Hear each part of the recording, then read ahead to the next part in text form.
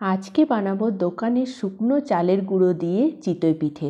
এই চিতই পিঠেটা বানানোর জন্য কোনো ভেজা চালের গুঁড়োর প্রয়োজন নেই বা কোনো চাল বাটার প্রয়োজন নেই, চাল ভেজানোর প্রয়োজন নেই। নর্মাল দোকানের যে চালের গুঁড়ো হয় সেটা দিয়ে আপনারা এই চিতই পিঠেটা বাড়িতে বানাতে পারবেন। নমস্কার বন্ধুরা, welcome to Shilpa's home kitchen. আমি শিল্পার নতুন এক রেসিপি নিয়ে হাজির হয়ে গেলাম।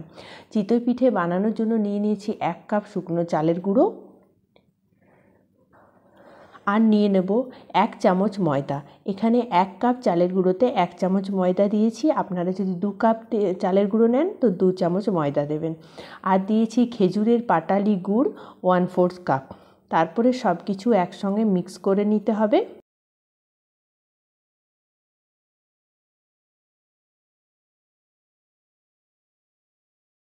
তারপরে নিয়েছি গরম জল, তাতে দিয়ে দেব অল্প একটু লবণ।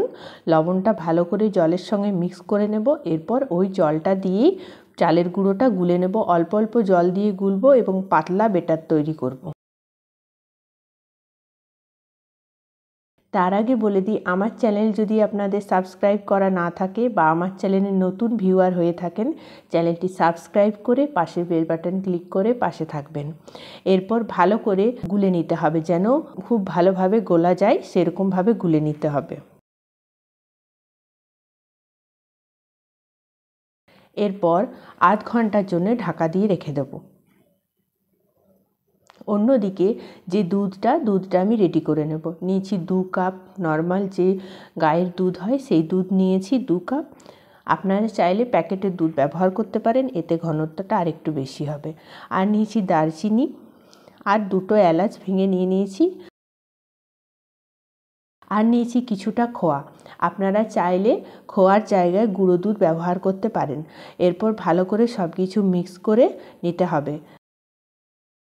তারপর খেজুরের পাটালি গুড় দিয়ে দিয়েছি 1/4 কাপ।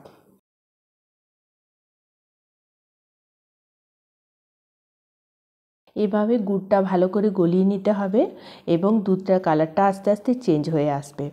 এরপর দুধটাকে এরকমভাবে আস্তে আস্তে নেড়ে পর ঘনত্বটা একটু বেশি করে নিতে হবে, যেন দুধটা একটু ঘন হয়ে যায়। ব্যাস, তারপরে যেই দুধটা ফুটে আসবে আর গ্যাসটা বন্ধ করে দিতে হবে।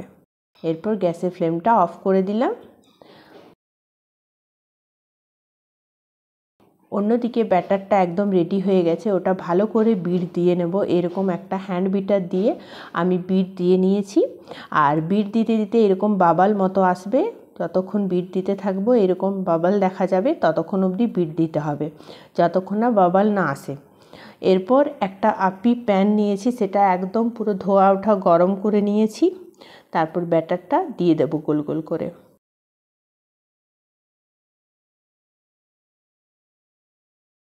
আপনি প্যানটা খুব ভালোভাবে গরম করে অল্প একটু তেল লাগিয়ে তেলটা মুছে নিয়েছিলাম। তারপরে পিঠেগুলো বানালাম, কারণ এই পিঠেতে কোনো রকম তেল ব্যবহার করার দরকার নেই। তেলটা দিয়ে মুছে নিলে এই পিঠেটা খুব ভালো হবে। তারপর ঢাকা দিয়ে আঁচটা কম করে এটা কুক হতে দিতে হবে, মোটামুটি ওই 1.5 মিনিট মতো। 1.5 মিনিট পর চলে এলাম। পিঠেটা একদম রেডি হয়ে গেছে, দেখতে পাচ্ছেন একদম পারফেক্ট হয়েছে আর ভীষণ স্পঞ্জি হয়েছিল আর খেতেও খুব ভালো হয়েছিল। এরকমভাবে 2বার আমি বানিয়ে নিলাম।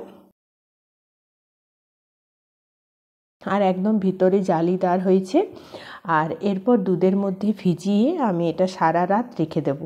এটা পিঠেটা সারা রাত ভিজলে পিঠেটার টেস্টটা বেশি ভালো হয় এবং দুধটা খুব ভালো মতো অ্যাবজর্ব করে নেয় এবং টেস্টটাও খুব ভালো আসে এটা পিঠেটা যদি বাসি খাওয়া হয়। আর আপনারা যদি বাসি না খেতে চান তো আধ ঘন্টা ভেজাতে পারেন। ভিডিওটি শেষ অবধি দেখার জন্য অনেক অনেক ধন্যবাদ।